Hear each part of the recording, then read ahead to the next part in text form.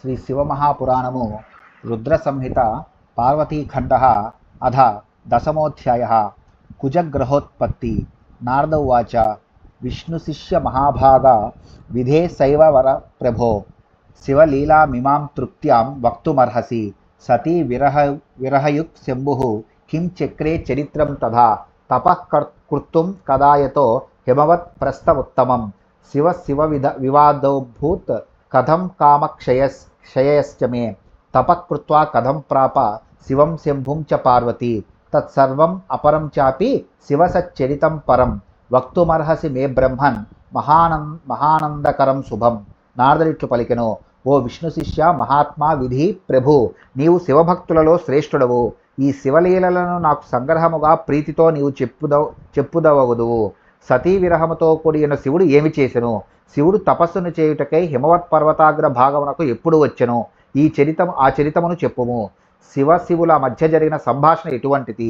మన్మధుడు నశించిన తీరు ఏది? పార్వతీ తపస్సును చేసి మంగళ స్వరూపుడకు శివుని పొందిన విధమెట్టిది? ఓ బ్రహ్మ, ఈ వృత్తాంతాన్ని సంపూర్ణముగా చెప్పి ఇతరమగు శివచరితమును కూడా నీవు చెప్పుదగదువు. ఈ శుభచరితము నాకు మహానందమును కలిగించుచున్నది.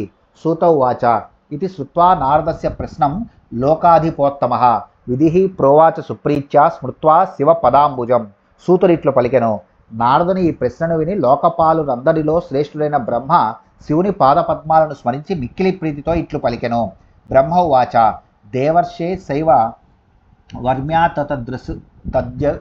తజ్జసస్ శృణుచ ఆదరాత్ పావనం మంగళకరం భక్తి వర్ధనముత్తమం అగత్య స్వగిరిం శంభుః ప్రియా విరహకాతరః సస్మార స్వప్రియాం దేవీం సతీం ప్రాణాధికాం హృదా గణానాభాష్య శోచంస్తాం తద్గుణాన్ ప్రేమవర్ధనాన్ వర్ణయామాస సుప్రీత్యా దర్శయన్ లౌకికీం గతిం దిగంబరో బభూవాధ త్వక్త్వా గార్హస్య సద్గతిం పునర్బభ్రాం లోకాన్ వైశ్వరాన్ లీలా విశారదః.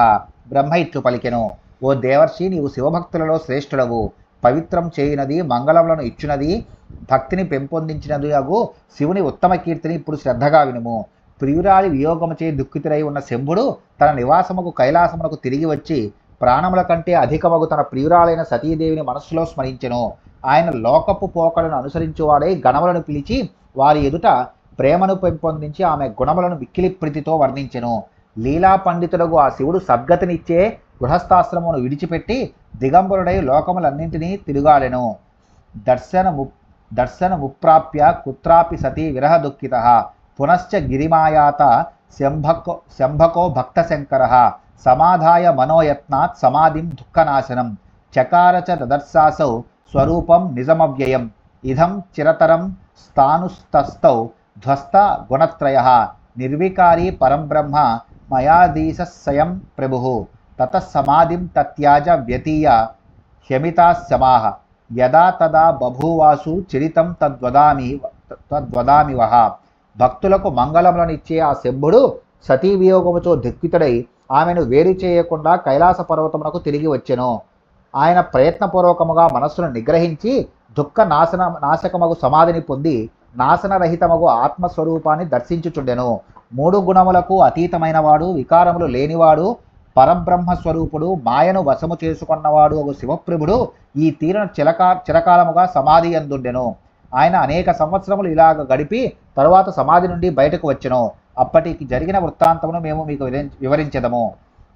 ప్రభోర్లలాట దేశాత్తు యత్ పుషచ్చమ సంభవం పపాత ధరణ్యౌ తత్ర స బభూవ శిశుర్ధృతం చతుర్భుజో రుణాకారో రమణీయాకృతిర్మునే అలౌకిక ధ్యుతిశ్రేష్టం తేజస్వి పరదుస్సహః రురోదస శిశుస్తస్య పురోహి పరమేశితుః ప్రాకృతాత్మజవత్తత్ర భవాచారరతస్య హి తదా విచార్య సుదీర్ఘ ధృత్వా సుస్త్రీతనుం క్షితిః ఆవిర్భవభూవ తత్రైవ భయవానీయ శంకరాత్. ఆ ప్రభుని లలాట భాగము నుండి శ్రమ వలన చెమట పుట్టి నేలపై పడగా అది వెంటనే ఒక శిశువాయను. ఓ మహర్షి, ఆ శిశువు 4 భుజములతో, అరుణవర్ణముతో, సుందర ఆకారముతో, దివ్యకాంతులతో శోభాయుక్తమై ఇతరులు చూడలేని తేజస్సుతో వెలుగొందెను. అప్పుడు ఆ శిశువు పరమేశ్వరుని ఎదుట ఏడ్చెను. లోకాచార పరాయణుడగు శివుని ఎదుట ఆ శిశువు ఇతర శిశువుల వలె ఏడ్చెను. అప్పుడు ఆ భూదేవి శంకరునకు భయపడి మంచి బుద్ధితో ఆలోచించి సుందర స్త్రీ రూపము ధరించి అతట సాక్షాత్కరించెను. తం బాలం ధృతముత్థాప్య క్రోధాయాం నిదధేవరం స్తన్యం సాపాయయత్రీత్యా దుగ్ధం స్వోపరి సంభవం చుచుంబ తన్ముఖం స్నేహాత్ మత్తవా క్రీడయదాత్మజం సత్యభావాత్ స్వయం మాత పరమేశ హితావహ తద్దృష్ట్వా చరితం శంభుః కౌతికీ సూతి కృతకృతి అంతర్యామి విహస్యాధోవాచ జ్ఞాత్వా రసాం హరః ధన్యాత్వం ధరణి ప్రీత్య పాలయేతం సుతం మమ త్వయ్యుద్భూతం శ్రమజలాద్మహ మహాతేజస్వినో వరం.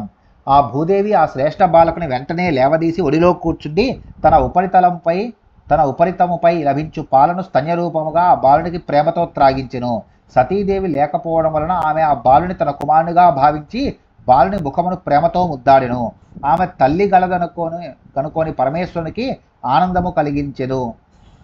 కృతార్థుడు జగత్కర్త అంతర్యామి పాపహరుడు శంభుడు భూదేవిని గుర్తుపట్టి ఆమె ఆ ప్రవర్తన గూర్చి చిరునవ్వుతో ఇట్లెను. ఓ భూదేవి, నీవు ధన్యురాలవు. మహా తేజశాలి అయిన నా చెమట నీపై పడగా పుట్టిన ఈ శ్రేష్ఠ పుత్రుని ప్రేమతో పెంచుము.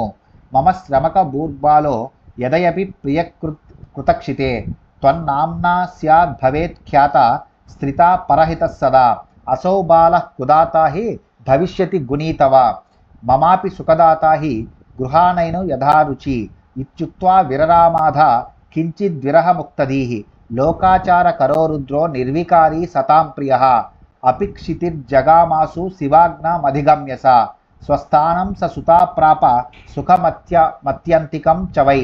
ఓ భూదేవి, ఈ ప్రీతికరుడైన బాలుడు నా శ్రమజలము నుండి పుట్టినవాడు.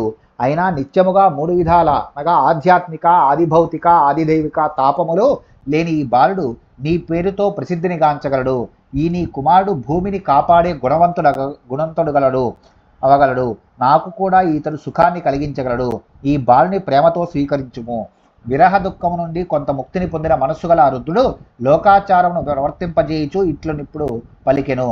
సత్పురుషులకు ప్రీతిపాత్రుడైన శంభుడు వికారములు లేనివాడుగానే ఉన్నాడు. ఆ భూదేవి కూడా వెంటనే శివుని ఆనందాన్ని పొందుతూ కుమారుని కాపాడి తన స్థానానికి వెళ్ళి బ్రహ్మానందాన్ని పొందెను.